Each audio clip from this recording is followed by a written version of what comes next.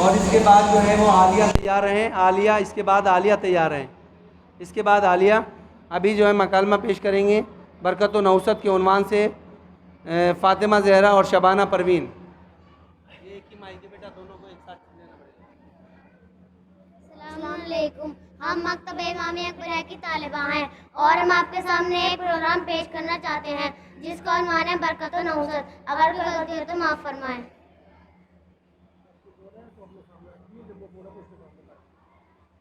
شبانہ بہن السلام علیکم. علیکم السلام. بہن یہ آپ کی کیا حالت تباہ, کپڑے پھٹے ہوئے, بال الجھے ہوئے, گرد و خاک میں اڑی ہوئی, چہرے پر ہوائیاں اڑتی ہوئی, رخساروں پر ذاتی چھائی ہوئی. بہن یہ آپ کی کیا حالت. آپ کے پاس تو اللہ کا دیا ہوا کچھ کم نہیں ہے. مکان بھی ہے, بزنس بھی چلتا ہے, دوستوں کی محفل بھی جمتی ہے, دعوتیں بھی ہوتی ہیں, پھر آخر کیا بات ہے. یہ حالت تو ہم جیسوں کی ہونی چاہیے تھی جو صبح کو کھاتے ہیں, شام کی فکر اپنا ذہن رکھ کر کے لباس پہنتے ہیں تو یہ سوچ کر کے اس کے پھٹنے کے بعد کیا ہوگا. پیدل چلتے ہیں تو تھکان دور ہونے کا کوئی انتظام نہیں رہتا. بہن تم بالکل سچ فرماتی ہو, لیکن ذرا سوچئے یہ کس بہن تم بالکل سچ فرماتی ہو, لیکن نہ جانے کیا بات ہے کہ برکت اٹھ گئی. نہ مال میں برکت ہے, نہ پیداوار میں برکت, نہ تجارت میں برکت, نہ عمر میں برکت. چاروں طرف نحوست ہی نحوست دکھائی دیتی ہے. بہن اس سے زیادہ برکت کیا ہوگی. مال کے اطراف میں تم لکھپتی ہو, پیداوار بھی اچھی ہو جاتی ہے, تجارت میں 1000 روپیہ آسانی سے نکال لیتی ہو, قوم میں عزت بھی ہے, اور برکت کس چیز کا نام ہے. بہن تم کو میرے حالات کی کیا خبر. تم تو صرف گاڑی دیکھتی ہو, بزنس دیکھتی ہو, دولت دیکھتی ہو اور مکان دیکھتی ہو. آپ کو میرے حالات کا کیا علم. بہن میں نے اکثر لوگوں کو دیکھا ہے, جب انہیں ادھار مانگنے کا خطرہ پیدا ہوتا ہے تو ان کی صورت دیکھتے ہی اپنے بیان شروع کر دیتے ہیں. مجھے نہیں معلوم تھا تم مجھے قرض مانگنے والا سمجھتی ہو. بہن اب آپ نے بات چھیڑ دیا تو میرے راستہ بھی سن لیجئے. غلہ کافی ہوتا ہے, اس میں کوئی شوق نہیں, لیکن 1 سال سے معدے کی مریض ہوں. ایک روٹی مشکل سے کھائی جاتی ہے, اس کے بعد بھی کئی قسم کی دوائیاں کھانی پڑتی ہیں. دسترخوان پر آتا تو بہت کچھ ہے, لیکن مجھ سے کیا مطلب. دکان پر آمدنی تو ہوتی ہے, لیکن ایک نہ ایک دن نئی مصیبت لگی رہتی ہے. ابھی کل شام کی بات ہے, دن بھر کا حساب کیا تو 10,000 روپے نکلا. میں خوشی کے مارے پھولے میں سمائی.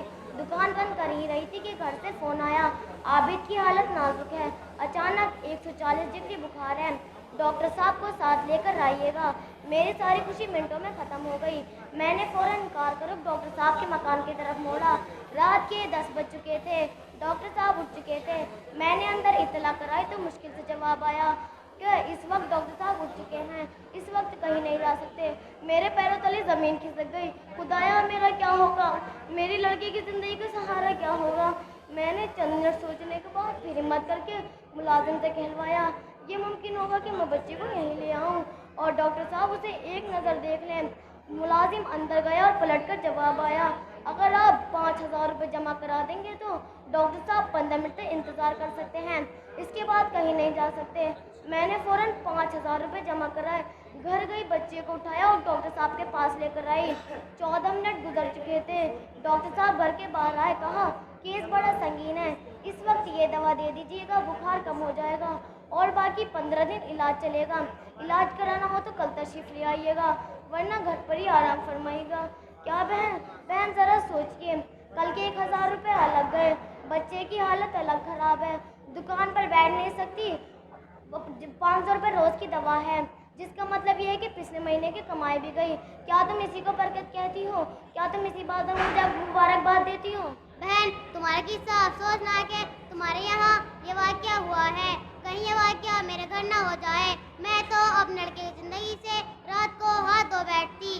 تم نے تو 1,000 کا علاج کرا دیا ہے, یہاں ایک روپیہ جیب میں نہیں ہے, 10,000 تو بڑی بات ہے. بہن تم بالکل سچ فرماتی ہو, لیکن ذرا سوچئے یہ قصہ میرے گھر کیوں ہوا, آپ کے گھر کیوں نہیں ہوا. بہن خبردار, ایسی بہت اب میرے گھر کیوں ہوا. اصل بات تو یہ ہے کہ اللہ جب دولت دیتا ہے تو کچھ باتیں ساتھ میں سے لگا دیتا ہے جس سے انسان کا صحیح فائدہ نہ اٹھائے بلکہ ہمیشہ پریشان رہے. بہن خبردار, ایسی بے ہوتی باتیں مت کرو, وہ تمہیں مال بھی دیتا ہے اور برکت بھی, اور تم اسی پر برائی کا الزام لگاتی ہو. در حقیقت یہی ذہنیت ہے کہ جتنا مال آتا ہے اتنی ہی پریشانی لاتا ہے. اٹھو فوراً 2 رکعت نماز پڑھو, عذاب تم سے دور ہوگا.